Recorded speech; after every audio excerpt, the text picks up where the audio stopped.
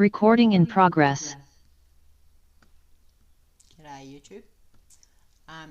So I just recently uploaded the presentation. That's the part one of this essay, which I'm about to read. But I'll read the comments. These are the comments from the subject coordinator, named Stefan Arendt, or something like that. These are the marks I got given for each part. 16, 14, 20, I'm not sure, maybe out of 20. No, 10, 5, 5, 5, 75. 75 might be the overall, and it ended with an 81 because I argued my case. An interesting essay on bioethanol as a mitigation option. The essay has a good structure and you describe the mitigation option reasonably well. The flow is a bit disrupted by a quirky writing style, not very academic, often more like an opinion piece. Arguments are more often made based on what you think, or if you find it convincing, rather than the evidence that is in the literature. The critical assessment is sound, albeit somewhat limited in scope. You focus on very few attributes around biofuel and leave a larger number of other questions against barriers. Feasibility, would we even have enough land to plant all the biofuels required? Implementation and political desire out. There is a fair amount of additional literature that you could have consulted. So if you've watched the video before, that I'll endeavour to put somewhere, linking it, you'll be able to see that that's actual junk. Anyway, ethics of mitigation by bioethanol. Assessment of a nature-based mitigation option, which is its ethics as a mitigation option.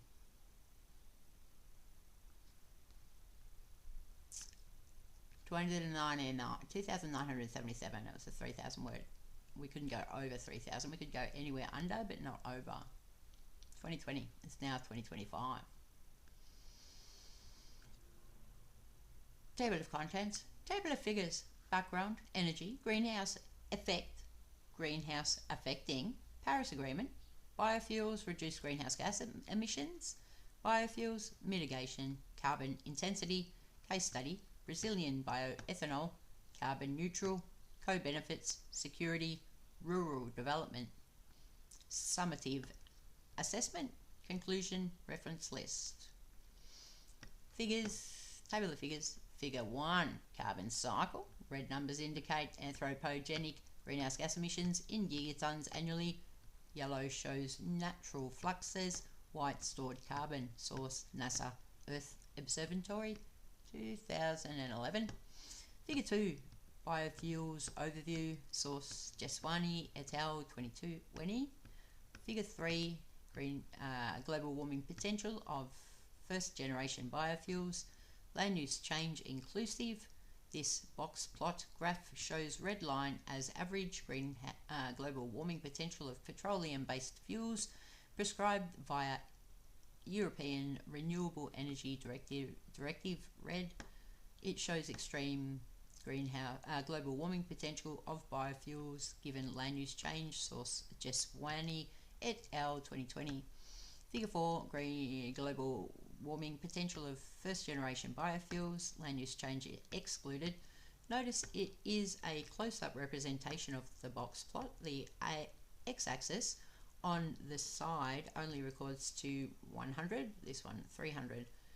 The red reference, petroleum-based fuels, shows significant reductions of biofuels global warming potential. Most feedstocks are below reference, except the top extreme whiskers of both corn and molasses extend over, depending on farming practices and other externalities and model assumptions. Source Jeswani et al. 2020. Figure 5, the Brazilian production experience curve showing reductions in production costs over time. Source Walter et al. 2014. Figure 6, measures in grams CO2 equivalent per megajoule of ethanol's greenhouse gas emissions. Source Pereira et al. 2019. Background, energy. As animals, we survive by converting energy into a usable form, like eat plant or animal energy. It said, the instructions were, don't go into a long background of your stuff, but its audience is for somebody who does not have any knowledge about it. So, plants photosynthesize the sun's energy, converting it for their needs. We cannot do that, so must use plants or animals as stored energy, effectively biomass, as our energy. We use this energy either in its current form as food, fibre or fuel, or its fossilized form as coal, oil or gases. The main difference between these two energy forms is that the fossil feedstock forms via geological processes, thus non-renewable in our lifetime, and the other energy form is renewable in our lifetime. Data, Hossain and Roy, 2019, page 1852. We have renewable supplies of plant and animal biomass, but non-renewable supply of fossil biomass to supply our energy, which is one reason to reduce the use of the latter. Greenhouse effect. Moreover, through understanding the global carbon cycle, see figure 1, the atmospheric chemistry we understand, we understand the greenhouse effect of Earth's atmosphere. Atmospheric gases maintain Earth's warmth, creating life's comfortable habitat. These gases we call greenhouse gases. The main greenhouse gases are carbon dioxide, CO2, methane, CH4, and nitrous oxide, NO2. These last two gases, amongst others, we assess as equivalents to CO2, enabling comparing their global warming potential. The carbon cycle sequesters greenhouse gases via lands, plants and oceans, carbon sinks, which flux, holding the harmonious greenhouse of Earth constant. If we add more greenhouse gases to the atmosphere without adding to its ability to flux via sinks as sequestration, the atmosphere warms. This global warming changes Earth's climate, affecting life catastrophically. Greenhouse affecting. Humans, especially the global north, are increasing the greenhouse gases in the atmosphere because byproducts of our use of energy are greenhouse gases. Burning biomass emits extreme amounts of greenhouse gases, which we do with both biomass forms. Differences exist, however, between burning today's biomass vis-a-vis fossil biomass. The former can be carbon neutral. Muezinoglu, 2013, Paul B. Thompson, 2012. The latter creates a carbon debt. Fagioni et al. 2008. Thus, explicitly, drivers of global warming's climate change are humanity's, that should be a possession, unabated needs for fossil energy that we use for electricity generation and fuels for engines. Heightening these extreme emissions is our use of carbon sinks. Our use of sinks, especially clearing forest biomass and degrading lands via unsustainable agriculture, Union of Concerned Scientists, 2015, Steiner A et al. 2020, reduces the Earth's system's ability to cycle greenhouse gases. We reduce this sequestration ability whilst simultaneously increasing greenhouse gases. Sequestration is a way to mitigate climate change. Another way to mitigate involves reducing greenhouse gas emissions, GHGs. This paper's focus. Paris Agreement. The Paris Agreement drives our mitigation responses to global warming. The Paris Agreement, a legally binding treaty, seeks limiting warming, preferably below 1.5 degrees Celsius, above pre-industrial levels. Article 4.1 states, by 2050, the carbon cycle must be balanced, entailing massively reducing greenhouse gas emissions and or increased sinks. UNFCCC 2015. Since 2019, fewer than 500 gigatons of CO2 remain left to emit. If we emit within this budget, we have 50% probability of limiting warming by 1.5 degrees C, IPCC 2022. This is a climate emergency. Imploring parties' action, the treaty also guides parties' approach reducing emissions. Principles and awareness guide actions, namely equity, sustainable development, and ending poverty. My criteria for assessment. My aim asks, is bioethanol ethical mitigation for the transport sector? There is figure 1, the carbon cycle, red numbers, indicate anthropogenic greenhouse gas emissions in gigatons annually. Yellow shows natural fluxes, while white, stored carbon. Down here, fossil carbon, reactive sediments. NSA, Earth Observatory, 2011. Biofuels reduce greenhouse gases emissions. Biofuels. What are biofuels? Biofuels are fuels made from matter that is not fossil. Regarding the transport sector, the International Energy Agency defined biofuels as liquids like biogasoline, bioethanol, biodiesels, and others, 2021. See figure 2 for an overview of feedstocks and production processes, Jeswani, Chilvers, and Pajic, 2020. I focus on bioethanol. First generation bioethanol, 1 GB, they produce from biomass yielding either sugar or starch, Hayes, 2013. The biomass is food like sugarcane, wheat or corn. They mill either dry or wet. The latter requires more energy, reducing them to sugars, then ferment into bioethanol. Data, Hossain and Roy, 2019, Hayes, 2013. The bio prefix indicates carbon neutral. Muezinoglu, 2013, page 939. Second generation bioethanol, 2 GB, feedstocks are non-food plants like lignocellulosic plants, woody plants and bio-wastes. Aiming fuel feedstocks are not food, plus to not compete with agricultural resources. The proposition says grow 2 GB feedstock on non-agricultural, marginal or degraded lands, not displacing food stocks. Hayes, 2013, Irena, 2019. However, 2 GB is either in development or early market competitors. The matrix of woody feedstocks proves technically difficult, inflating prices to be mostly economically unfeasible, preventing 2 GB's mitigation potential. Haynes, 2013, Irena, 2019, Jeswani et al. 2020. It is very reduced in its word use because of the word limit. Trying to get everything in rather than cut some things out. You cut out the unnecessary words.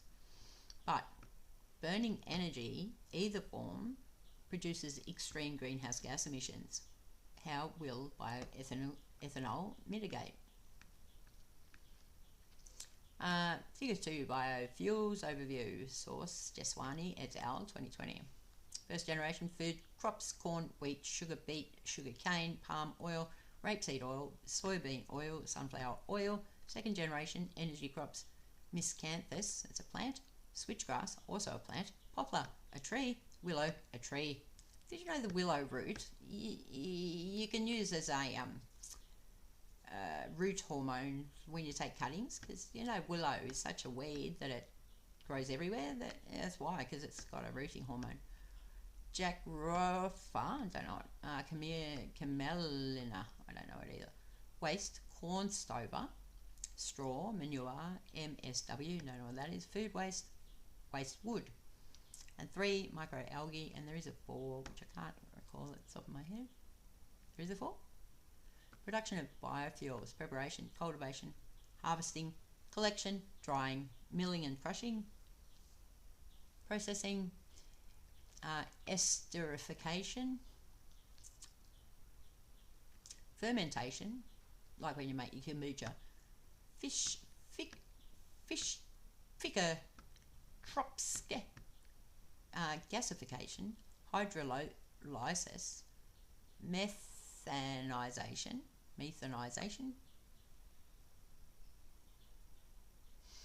pyrolysis, distillation, purification, like you make your whiskey, purification, like you do with your water, bioethanol, biodiesel, biogas, butanol, dimethyl ether, dimethylfurane, hydrogen, methanol, mixed alcohols, vegetable oil.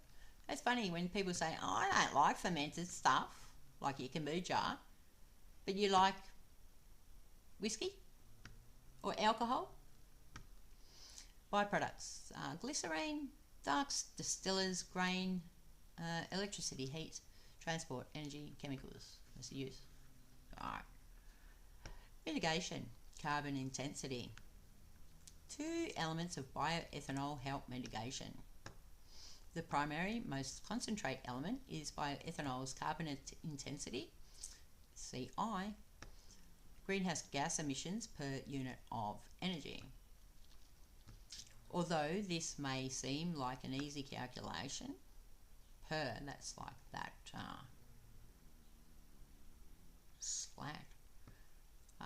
backslash or forward slash, which way one forward. Although this may seem like an easy calculation, it is not. Results vary widely. Results vary because of choices made by researchers, their background assumptions about necessary inclusions in the greenhouse gas emissions analysis. There should be a possessive. This is demarcating boundaries, deciding the scope of analysis, whether to include with scope 1 greenhouse gas emissions, for example, your actions that cause greenhouse gas emissions, like using more fertiliser for your crops.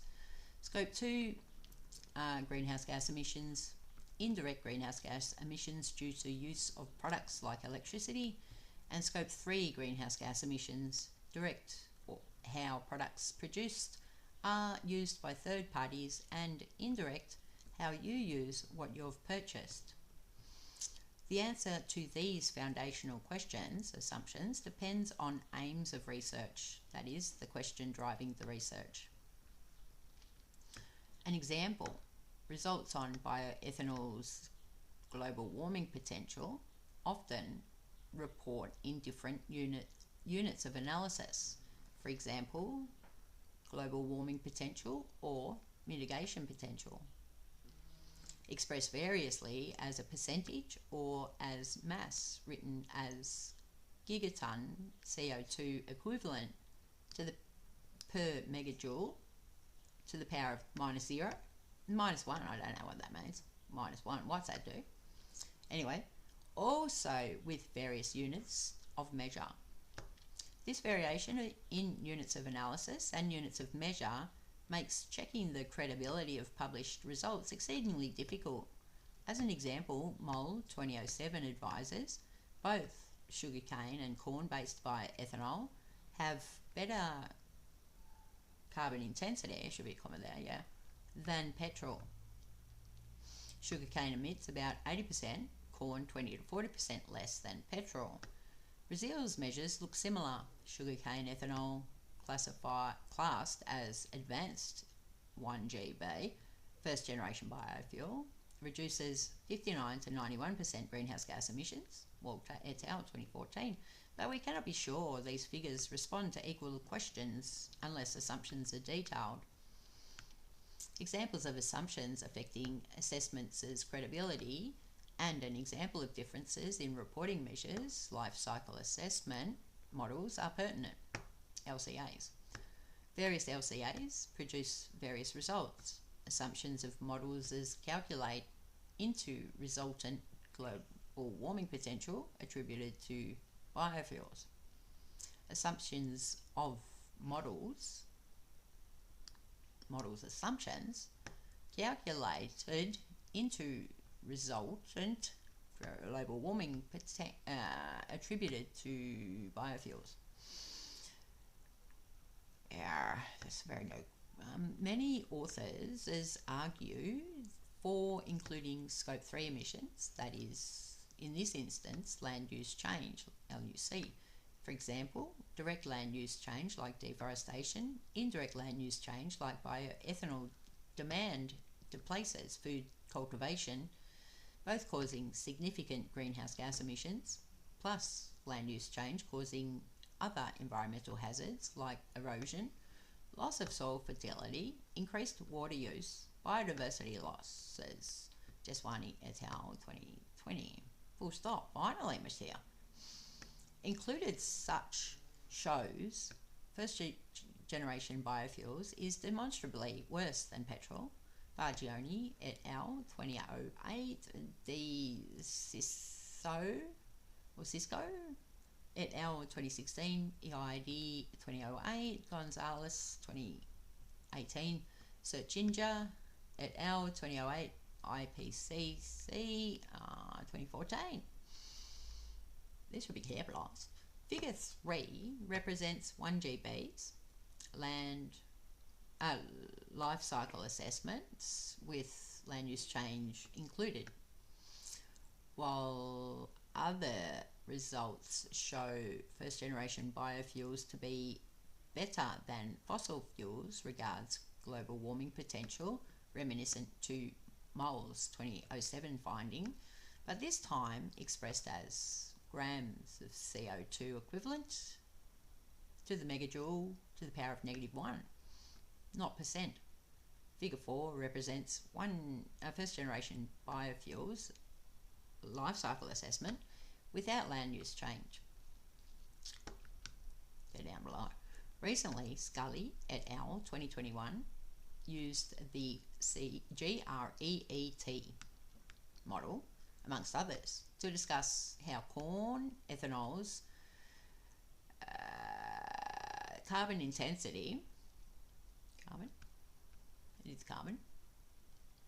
yes, in the USA has fallen about 50% to around 51.4 grams of CO2 equivalent per megajoule, -1 to the power of that, ranging 35.6 to 61.1 grams CO2 equivalent to the per megajoule to the power of -1.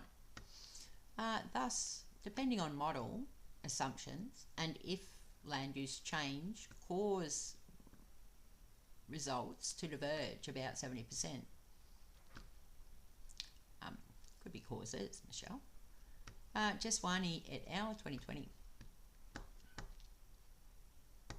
Moreover, for Jeswani et al. 2020, most 75% life cycle assessments neglect including the carbon debt of land use change. All this amounts to why climate science could be described as an excess of objectivity. Sarowitz 2000. Multiple studies that say a variety of things either equally or differently could enable what has been described by merchants of doubt, as merchants of doubt, or Guess and Conway 2010. For example, climate denialists' ammunition within climate science, selectively chosen facts to support their conjectures. And that's figure 3, global warming potential of first generation biofuels, land use change inclusive. This box plot graph shows the red line as average global warming potential of petroleum-based fuels prescribed by EU's European Renewable Energy Directive, red. It shows extreme global warming potential of biofuels given land use change, source Jeswani et al. 2020. This is EU reduction, 60% reduction for installation of operation after October. So for 60%, and this is the aim for 50%, and we're not really close. that's the average there. They are. And these are over the red to 300. Global warming potential, grams, CO2 equivalent, megajoule negative, grams.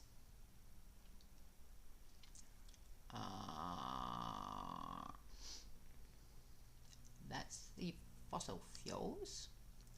And this is their ranging from there to there. Oh, you want to try to sell me some what do you call it? A better priced energy. What is that, John? So here, molasses, palm oil, rapeseed,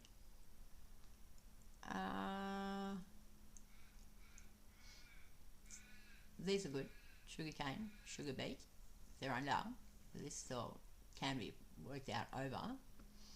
These are a bit under this part, but they could work out over.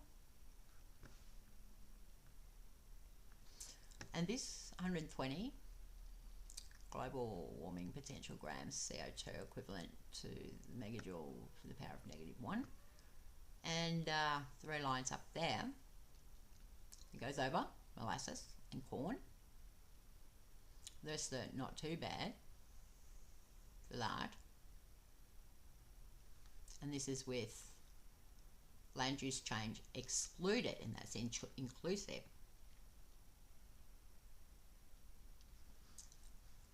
If you were able to make biofuels without changing any land, then it might be that situation. Sunflower, not too far off. Not too far off. Figure 4, global warming potential of first generation biofuels, land use change excluded. Notice it is a close-up representation of the box plot. The x-axis on the side only records to 120. The red reference, petroleum-based fuels, shows significant reductions of biofuels' global warming potential. Most feedstocks are below reference, except the top extreme whiskers of both corn and molasses extend over, depending on farmers' practices and other externalities and model assumptions. Source, Jeswani et al. 2020. Case study, Brazilian bioethanol for Walter et al. 2020. Brazilian first generation sugarcane ethanol is the only cost-effective biofuel, but is dependent on oil prices, sugarcane yields and production synergies. To break even, crude oil petroleum prices need to be low, US $38 a barrel, Walter et al. 2014. Brazilian ethanol production costs have fallen since the industry's beginning because of improvements in sugarcane yields and production efficiencies. See Figure 5 for their experience curve. Figure 5, Brazilian production experience curve, showing reductions in production costs over time. 1975 to 2005, cost US dollars 25, 2005 million, don't know what that is. 1,200 million, gone down to, was that about 50? About 45, 47. Brazilian ethanol production costs have fallen since the industry's beginning because of improvements in sugarcane yields and production efficiencies.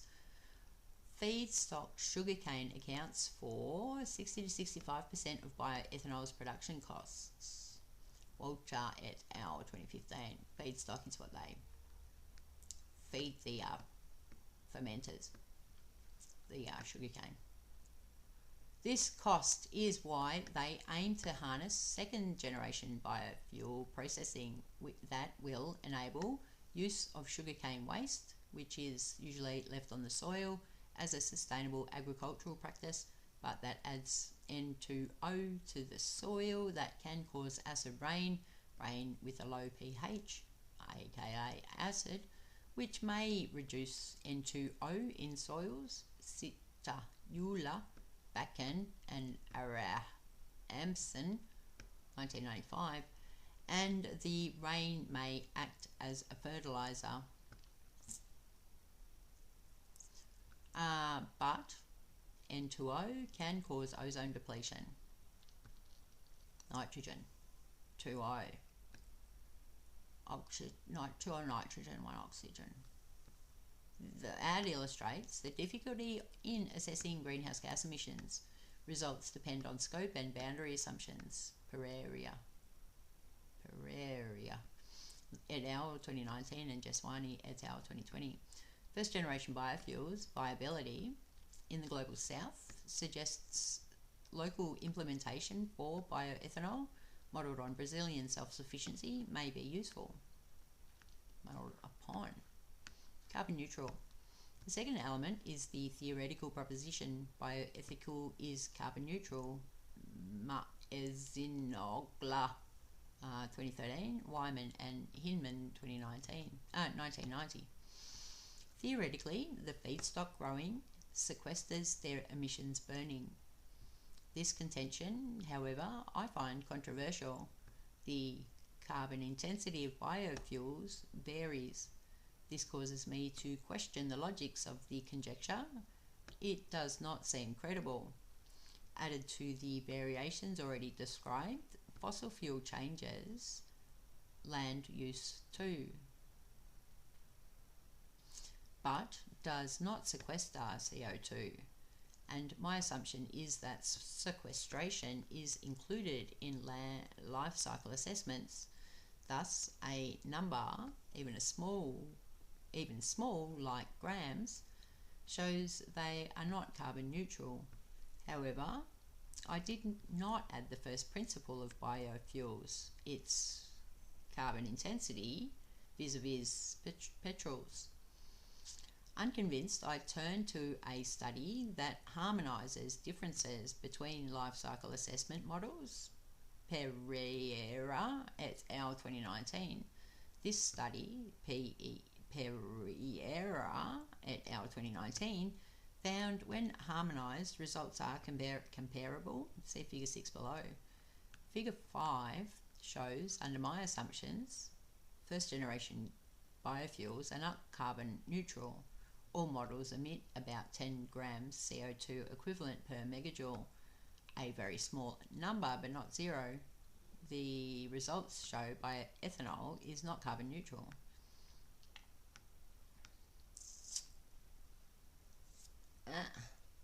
Grams CO2 equivalent per megajoule of ethanol.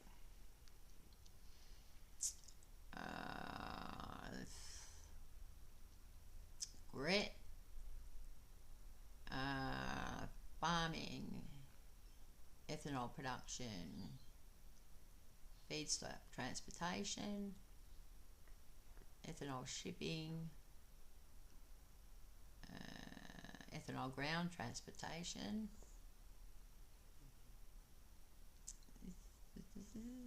I can't tell, is that a colour? I can't see the colour because that's not there. And it's not youth or anything like that. Net impact there. Co-product credit. This is this colour. It's where they take off a bit of it, the top bit. So that should be pushed up if there's no credit.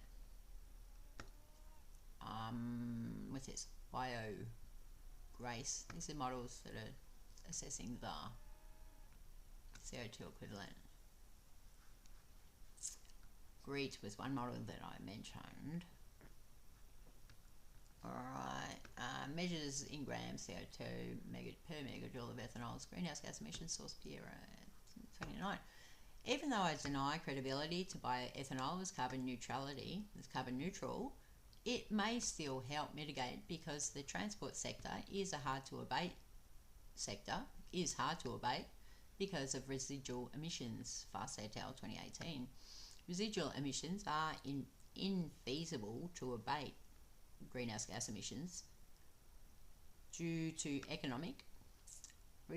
residual greenhouse gas emissions are infeasible to abate due to economic and technological constraints, Buck et al. 2022. This difficulty suggests this fractional greenhouse gas emission may be acceptable temporarily, as IRENA 2019 advises. To limit warming, the sector needs to cut emissions by 70% compared to 2016 levels, which according to MOL 2007 MOL's figures above, sugar bioethanol will mitigate this amount. Moreover, the IPCC 2014, page 21, foresees the sector's emissions doubling from 2010 levels by 2050 due to growing populations and affluence. Additionally, this growth has potential to offset future mitigation. We are in a climate emergency. Bioethanol has co-benefits. Moreover, co-benefits, security. The first co-benefit offers bioethanol is secure energy, a renewable self-sufficient fuel. IRENA 2019, IPCC 2014, Rosillo, Kelly and Johnson 2010, Jeswani et al. 2020.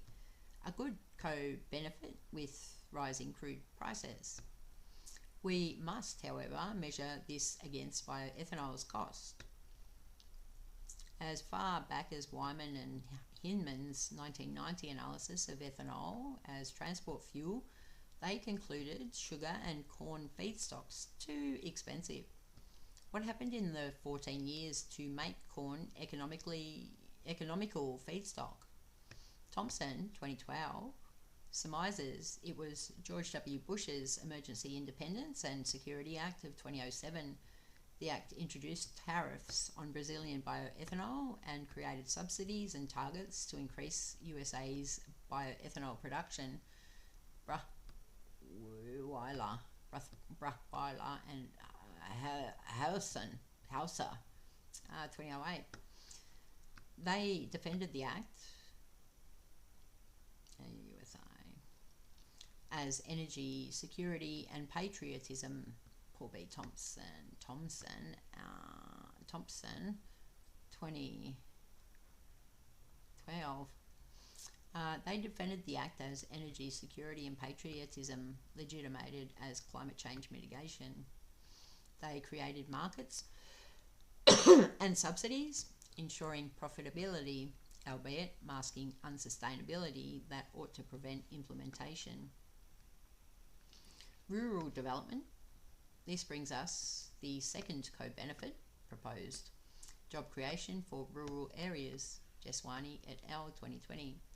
For example, Australia, ARENA, ENIA and Deloitte 2021 predicts the bioenergy sector, within which biofuels sit, will create 26,200 jobs, boosting gross domestic product by Australian dollar 10 billion annually, and cut emissions by 9%.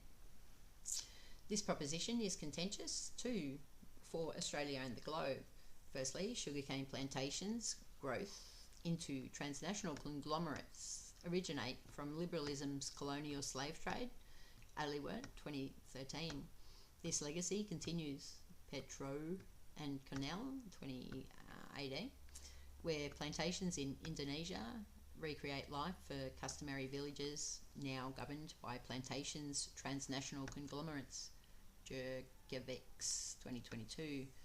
Powerful conglomerates from the global north dictate contractual obligations that strip sovereign rights and work conditions from those servicing the sector, Garvey and Barreto 2016. For example, providing precarious casual underemployment and poor working conditions, some illegal, Garvey and Barreto 2016, that have debilitating health effects, even death. O'Loughlin 2017 and Garvey Barreto 2016. Moreover, these jobs are being mechanised, Walter et al. 2014, which based on fossil fuels is energy inefficient. Rundgren, 2013. Further to this premise of job benefits is the very distressing notion of foreign investment. Stripping the jargon from foreign investment, the concept means land grabbing. Land grabbing strips sovereignty and subsistence, the state of being or real existence, from those servicing the biofuel sector. Gonzalez, 2018, and Jerkovics, 2022, explains. Gonzalez explains succinctly how transnational conglomerates contravene the rights of the global south. Transnational agribusinesses' land-grabbing policies displace local and indigenous populations from their lands, their means for subsistence. Far from enabling conditions, a principle of the Paris Agreement, instead, Gonzalez, 2018, informs, foreign investors create contracts called land purchase agreements that restrict the host state's authority. These contracts, Gonzalez, 2018, page 59, Jerkovics, 2022, advises, have stabilisation clauses that bestow sovereignty to the investor, stripping it from the host state. These clauses grant the investor a status where no law constrains them. The clauses stipulate no redress in the investor's home state nor the host state. Foreign investors are a law unto themselves. These clauses enable the investor legal compensation if their expectations of absolute hospitality, Derrida, 2000, unspecified, are hindered from any proposed policies the host may want to implement. Derrida, 2000, argues out of the foreigner forces a question of, for example, hey you there, Butler, 1997, page 31, enabling the foreigner's existence, which demands hospitality at the expense of the host, a killing of the logos, that is, local being, local subjectivity, subsistence as real existence, is denied. This practice, land grabbing, provides a large barrier against implementing biofuels as it removes notions of ethics and equity. Summative assessment. To recapitulate, presently premises for biofuels as potentially providing mitigation are 1. Biofuels have better carbon intensity than petrol, emitting negligible grams of CO2 through non-carbon neutral. Additional premises propose biofuels co-benefits. 2. Energy security, but at a cost to taxpayers, offsetting via government subsidies. 3. Job creation, which turn out to involve losing rights to life and health via often illegal and precarious working conditions with roots in slavery, not fit for anyone. 4. Related to job creation is loss of subsistence via land grabbing. This seems a conundrum. We are in a climate emergency and biofuels' main premise for mitigation is valid, but this validity does not hold for its co-benefits. They are not necessarily true.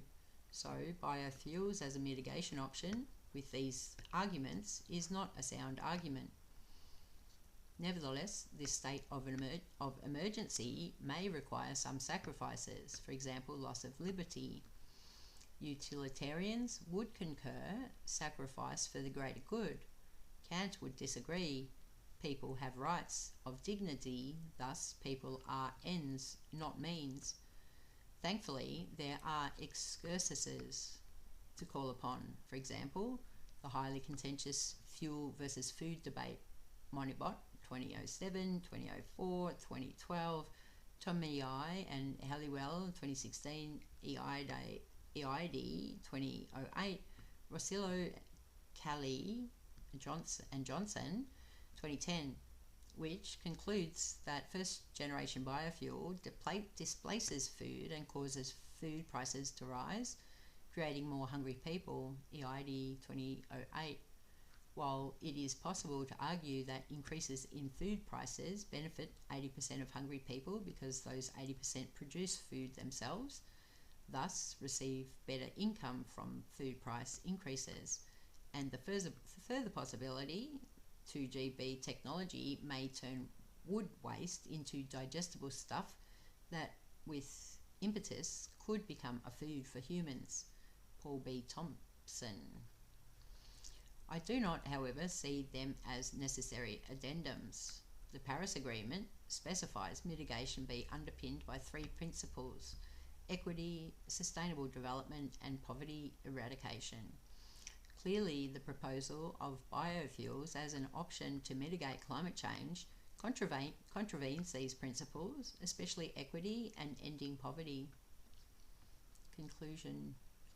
Although it is true that I have not discussed sustainable development conceptually in this paper, it is implicit throughout whilst assessing the triple bottom line as people, profit and planetary sustainability. As such, biofuels are manifestly negated when considerations of the above express unsustainable planetary conditions of land grabbing that leads to land use change such as deforestation, then industrial unsustainable monocultures, massive greenhouse gas emissions. Plus, people's prospects for precarious jobs and servitude, a reminder of liberalism's or today's neoliberalism's land grabbing. What is more, biofuels are economically unsustainable when production costs are high and subsidies and tariffs essentially mask an unsustainable endeavour. All this refuses equity, sustainable development and enabling conditions, which are largely binding of the Paris Agreement, but I suspect difficult to prove. I conclude my assessment of biofuels to be an unethical option to mitigate climate change. They do not provide ethical feasibility, which is what the question was, not whether there's enough land. That's nothing to do with the ethics of it. Ethical feasibility, and whether we've got enough land to grow it. Not even part of it. Idiot. That's a scientist for you. Don't know what ethics means. Thanks. Sorry about that. Most nice scientists, but most of you are half-wits. You know, you don't even know what PhD stands for because you sit there and go IE and EG for the same thing. Because, you know, you weren't taught to not contract your words, so you forget that you're an actually a philosopher. You know, doctor of philosophy. Idiot.